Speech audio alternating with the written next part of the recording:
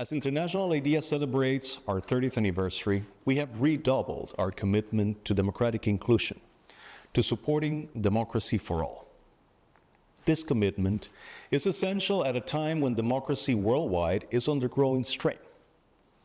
One especially troubling threat to democracy today is a growing backlash against gender equality and women's participation and representation in politics, leadership, and decision-making at all levels. Progress in these areas has been too slow, but it has been steady. Now the forces of regression are pushing back. We must not let them succeed. That's what this dialogue is all about.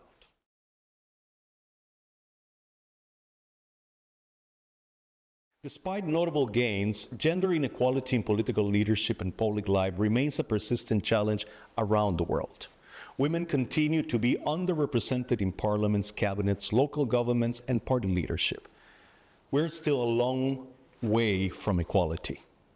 Today, women hold less than a third of parliamentary seats globally, and in many places, much less.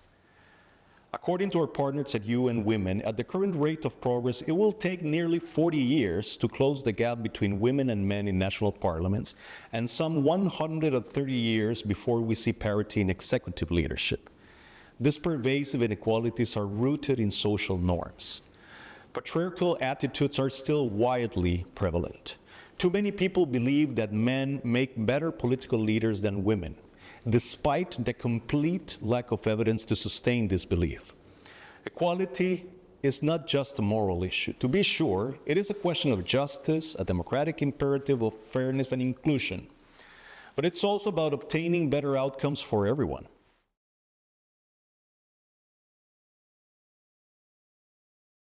Patriarchal systems harm everyone. While women and girls bear the brunt in terms of violence and discrimination, men too are confined by rigid expectations of masculinity.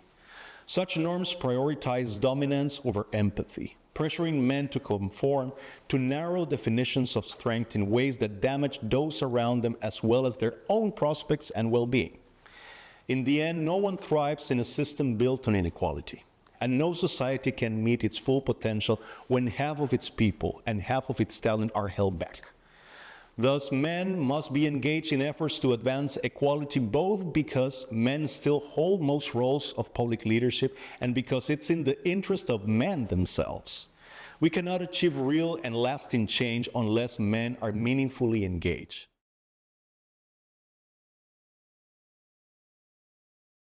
Men must move from being passive bystanders to become active allies and agents of transformation. This is not easy. It takes reflection, humility, and courage to examine one's own identity and privilege. It means men challenging the narrative that leadership belongs to men and working with women to transform political institutions to be more inclusive. It means men calling out the perpetrators of gender-based violence and discrimination and working with women to make politics a safer space for all.